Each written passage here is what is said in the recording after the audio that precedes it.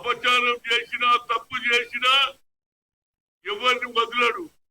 దేవుని లడ్డులో నెయ్యిలో ఇలాంటి చేయడం, గొడ్డు మాంసం, అదేవిధంగా చేపల మాంసం, ఇంకేమేం కలిపినో ఆ లెబార్టరీ రిపోర్ట్ వచ్చింది కాబట్టి ఇమీడియట్ గా, ఎందుకంటే టీడీపీ వాళ్ళు కావాలని పెట్టిందని అవతల పార్టీ వాడు ఒక స్లోగన్ పెడతారు రేపే. కనుక నా ఉద్దేశంలో ఇది సిబిఐ ఎంక్వైరీ జరగాలి. కేంద్రం ఇమీడియట్ గా నరేంద్ర మోడీ, అమిత్ షా ఇమీడియట్ గా ఆర్డర్ ఫర్ సిబిఐ ఎంక్వైరీ. లేకపోతే భగవంతుడు వెంకటేశ్వర స్వామి పవిత్రకు తీరానికి దెబ్బ పడుతుంది. ఇవాళ నిజంగా కూడా నేను చాలా బాధపడుతున్నా. ఎవరు ఏడిపోయినా అంటే వెంకటేశ్వర స్వామి సంవత్సరానికి ఒక్కసారి 2 సార్లు పోతారు. ఇవాళ ఆడవాళ్ళు బాతులు కూడా పరిశాలు ఉన్నారు, భక్తులు పరిశాలు ఉన్నారు. ఇంత పెద్ద భగవంతుడికి అపచారం జరిగిందని నేను బాధపడుతున్నా.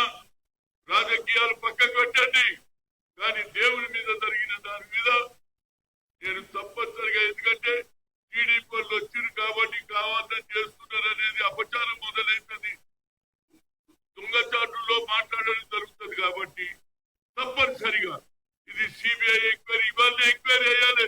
अमित शाह जी, मैं अब रिक्वेस्ट कर रहा हूँ, आप भी भगवान के पास जाते, नरेंद्र मोदी भी जाता, वो भगवान के साथ भी अन्याय हुआ. वो లడ్డూలలో వచ్చిందంటే ఇక రేపటి నుంచి ఎవరు లడ్డు తిన్నాడు, దేవుని దగ్గర పోతాడు, 10 లడ్డూలు తీసుకొని ఊరంతా వంచుతాడు.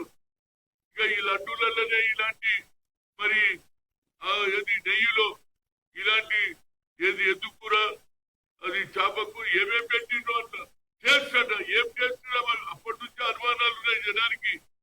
కానీ ఎవరు చేసిండ్రు, ఇంతకు ముందు ఎవరైతే ఈ నెయ్యి సప్లై చేయడం కాదని వేరే వాళ్ళకి ఎందుకు ఇచ్చిండ్రు, అది పాయింట్. కనుక ఎందుకు ఇచ్చిండ్రు అనేది ఒకటి, వాడు ఏం చేసిండను తప్పనిసరిగా ఇది సీరియస్ కేసు. మిగతా కేసులు ఏమన్నా 30 ఏళ్ళు 20 ఏళ్ళు నడిచిండొచ్చు, కానీ విత్ 6 months లోపల 3 months లోపలనే సిబిఐ ఎంక్వైరీ జరగాలి. కల్ప్రిట్స్ కు తప్పనిసరిగా వారికి శిక్ష ఇవ్వాలని కోరుతున్నాం. ఈ దేవుడిని కూడా మీరు 20 ఏళ్ళు 30 ఏళ్ళు పెట్టొద్దురా బాబు. దేవునికి అపచారం జరిగింది.